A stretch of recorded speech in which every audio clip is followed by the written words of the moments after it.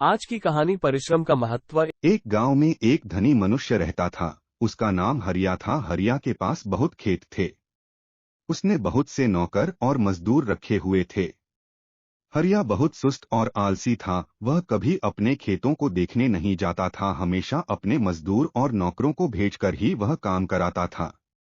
मजदूर और नौकर मनमाना काम करते थे। वे लोग खेत पर तो थोड़ी देर काम करते थे, बाकी घर बैठे रहते थे, इधर उधर घूमते या गप्पे उड़ाया करते थे।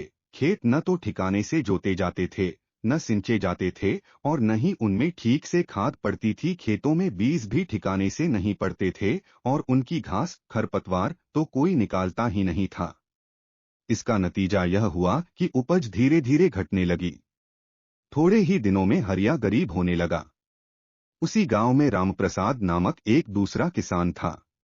उसके पास खेत नहीं थे। वह हरिया के ही कुछ खेत लेकर खेती करता था, किंतु था वह परिश्रमी। अपने मजदूरों के साथ वह खेत पर जाता था और डटकर परिश्रम करता था। उसके खेत भली प्रकार जोते और सींचे जाते थे, अच्छी खाद पड़ती थी, घास निकाली जाती थी, और बीज भी समय पर बोए जाते थे। उसके घर के लोग भी खेत पर काम करते थे। खेत में उपज अच्छी होती थी। लगान देकर और खर्च करके भी वह बहुत अन्न बचा लेता था।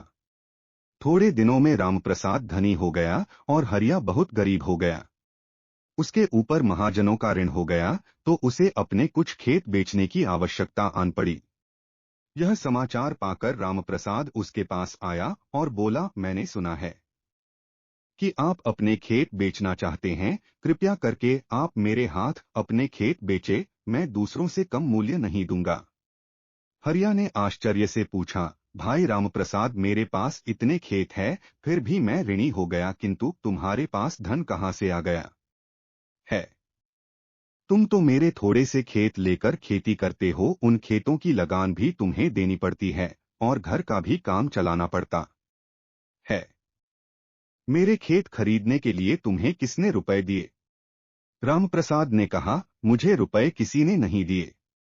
रुपए तो मैंने खेतों की उपज से बचाकर ही इकट्ठे किए हैं।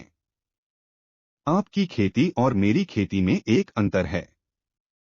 आप नौकरों, मजदूरों आदि सब से काम करने के लिए जाओ जाओ कहते हैं, और कभी उनके साथ नहीं जाते, जिससे आपकी संपत्ति भी चली गई। मैं मजदूरों और नौकरों से पहले काम करने को तैयार रहता हूं, और अपने साथ काम करने के लिए हमेशा आओ कहकर बुलाता हूं, जिससे वो खुश रहते हैं और मन लगाकर काम करते हैं। इससे मेरे यहाँ संपत्ति आती है।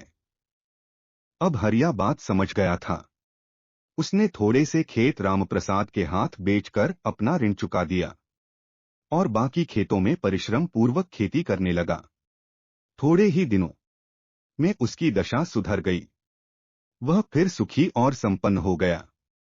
शिक्षा, परिश्रम अथवा कार्य ही मनुष्य की वास्तविक पूजा अर्चना है। इस पूजा के बिना मनुष्य का सुखी समृद्ध होना अत्यंत कठिन है।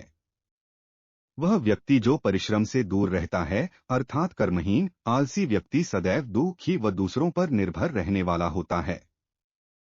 परिश्रमी व्यक्ति अपने कर्म के द्वारा अपनी इच्छाओं की पूर्ति करते हैं।